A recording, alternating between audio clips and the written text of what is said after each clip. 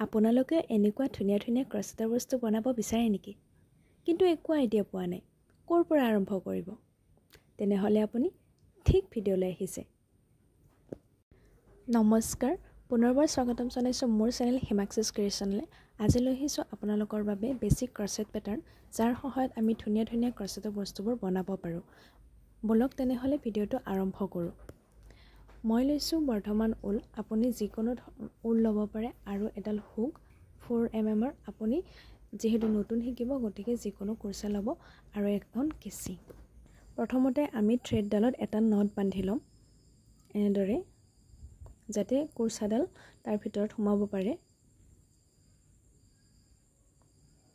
তাৰপিছত এইডাল সূতা এনেদৰে এইটো আঙুলিত এনেকৈ মেৰিয়াই ল'ব, আৰু এই দুটা আঙুলিৰে এইডালত ধৰিব। ভিডিঅ'টো দেখুৱাৰ নিচিনাকৈ এনেকৈ দিব।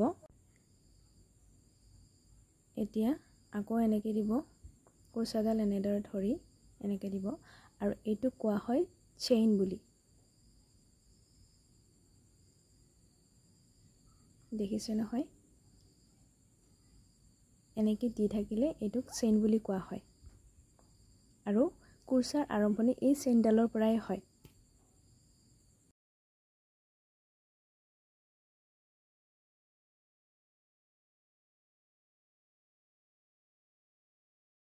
এইডাল মই ইমানখিনি দীঘল কৰি লৈছোঁ। তাৰপিছত ইয়াক কেনেদৰে কাট কৰিব সেইটো মই দেখুৱাই আছোঁ। কুৰ্চাডাল উলিয়াই লৈ ইয়াতে কেঁচিৰে কাটি দিব, আৰু এই সূতাডাল টানি দিব, আৰু এইডাল চেইন হৈ গ'ল। আৰু এইডাল যদি আমি বিচাৰোঁ ৰাখিও বনাব পাৰোঁ, সৰু ল'ৰা ছোৱালীৰ বাবে একেবাৰে চিম্পল ৰাখি, নহয়নে? এতিয়া বনাবলৈ লৈছোঁ half double crochet. Half double crochet বনাবলৈ প্ৰথমতে এটা নট বান্ধি ল'ব লাগিব, এটা হোল ৰাখি পেলাই। তাৰপিছত চেইন বনাব লাগিব, যিটো মই আগতে দেখুৱাইছিলোঁ। ঠিক তেনেদৰে এডাল চেইন বনাব।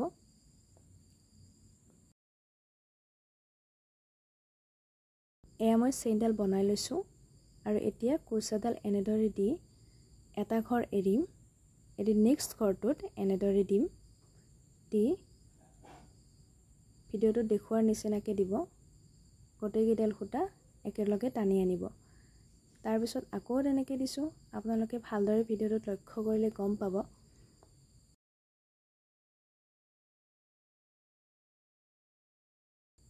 এনেদৰে ৰিপিট কৰি গ'লে এইটোক হাফ ডাবল ক্ৰচেট বুলি কোৱা হয়। চাওক,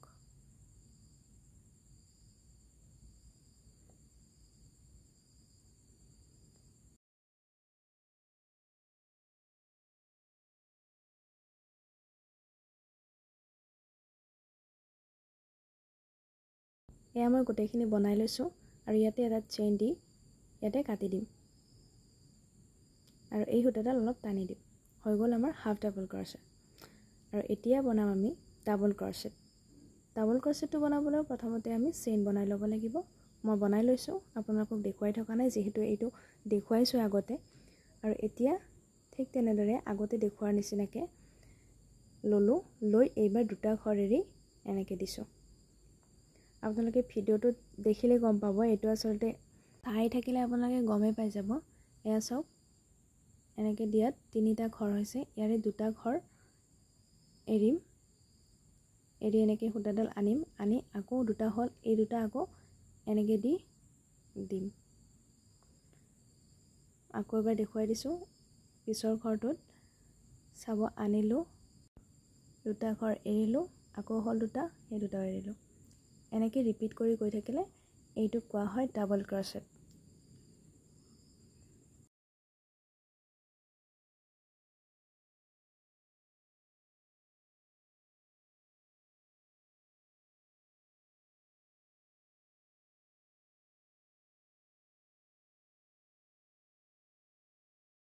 মই গোটেইখিনি বনাই লৈছোঁ, আৰু এতিয়া ঠিক তেনেদৰে এটা চেইন দিম, দি ইয়াত কাটি দিম। এইটোৱেই প্ৰচেছ হয়, এটা ফিনিছ কৰা এইটোৱেই প্ৰচেছ হয়। এটা চেইন দিব, কাটি দিব, তাৰপিছত আপোনাৰ সূতা কেতিয়াও নোলায়। এইবাৰ বনাম আমি ট্ৰিপল ক্ৰচেট, আৰু ইয়াৰ বাবে মই চেইনটো আগতে বনাই লৈছোঁ। এইবাৰ চাব, এইবাৰ দুবাৰ মই হুকডাল দুবাৰ ঘূৰাই লৈছোঁ, আৰু এইবাৰ মই 3টা ঘৰ এৰিম, এৰি 4 নম্বৰ ঘৰটোত এনেদৰে আনিম আৰু দুটা ঘৰ এৰি যাম যেতিয়ালৈকে এটা ঘৰ নহয়। 2টা এৰিলোঁ, এইবাৰ 3টা হ'ল, আকৌ 2টা এৰিলোঁ, 2টা হ'ল, এৰি দিলোঁ। এনেদৰে ৰিপিট কৰি গৈ থাকিব। এইটো কোৱা হয় ট্ৰিপল ক্ৰচেট।